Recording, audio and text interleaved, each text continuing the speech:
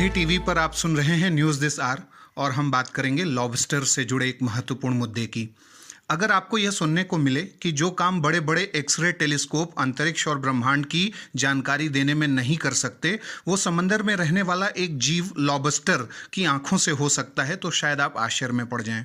आज इसी बात से जुड़े अनुसंधान की बात करेंगे, जिसमें जानेंगे कि कैसे लॉबस्टर की आंखें एस्ट्रोनॉमर्स के मिशनों के लिए बेहद लाभकारी साबित हो सकती हैं और क्या है लॉबस्टर बेस्ड ऑप्टिक्स टेक्नोलॉजी, इस दिशा में अब तक कितनी प्रगति हुई है, और जानेंगे लॉबस्टर से जुड़े महत्वपूर्ण परीक्षोपयोगी तथ्य।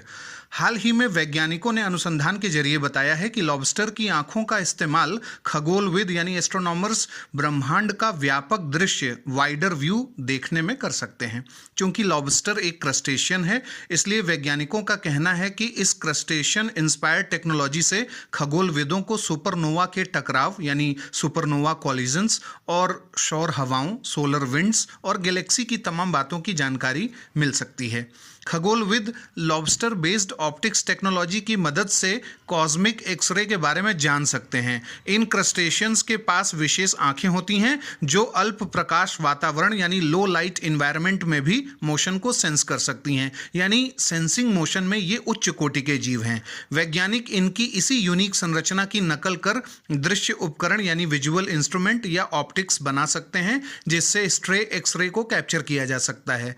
लॉबस्टर बेस्ड ऑप्टिक्स से एस्ट्रोनॉमर धूमकेतुओं यानी कॉमेट्स, तारों, क्वासर, सुपरनोवा परिघटनाओं को समझ सकेंगे और इस बात की पुष्टि university of Leicester space centre के डायरेक्टर जॉर्ज फ्रेजर भी कर चुके हैं। लॉबस्टर के बारे में अब हम जानते हैं कुछ महत्वपूर्ण परीक्षोपयोगी तथ्य।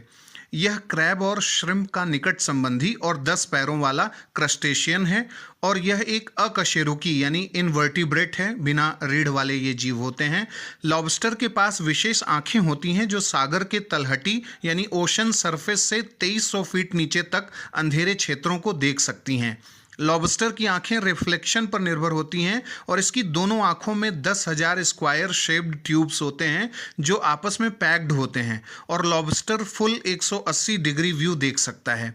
ये विश्व के सभी महासागरों और खारे और ताजे जल वाले क्षेत्रों में मिलते हैं और उत्तरी अटलांटिक महासागर के दोनों छोर पर ठंडे जल में भी पाए जाते हैं। ये सागर की सतह में रहने वाले जीव हैं जो सर्वभक्षी यानी ओमनिवोर होते हैं। ये मछलियों, मोलस्क यानी घोंघा, शैवाल और यहाँ तक कि कुछ लॉबस्टर को भी खा जाते हैं। मादा लॉबस्टर अपने उदर में 1 वर्ष तक अंडों को रखती है और फिर लार्वा के रूप में उन्हें जल में छोड़ देती है और इन्हें सी फूड के रूप में भी इस्तेमाल किया जाता है। अब हम जानते हैं लॉबस्टर बेस्ड ऑप्टिक्स टेक्नोलॉजी की दिशा में क्या काम हुआ है। 1978 में यूनिवर्सिटी ऑफ एरिजोना के खगोलविद रोजर एंजल ने एनिमल विजन पर एक साइंटिफिक अमेरिकन लेख पढ़ा था और उन्होंने पाया था कि लॉबस्टर की आंखें अधिक एक्सरेज को कैप्चर कर सकती हैं।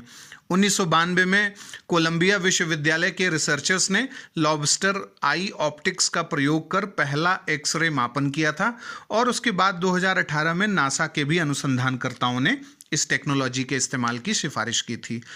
अब बारी है आज के सवाल की। लॉबस्टर के संबंध में निम्नलिखित कथनों पर विचार कीजिए। पहला, लॉबस्टर क्रैब और श्रिम्प का निकट संबंधी है और 10 पैरों वाला अकशेरुकी सर्वभक्षी जीव है। दूसरा option, lobster based optics technology से सुपरनोवा परिघटना को अधिक बेहतर तरीके से जानने में मदद मिल सकती है। उपरोक्त में से कौन से कथन सत्य हैं? ए केवल 1, बी केवल 2, सी 1 और 2 दोनों, डी न तो 1 और न ही 2।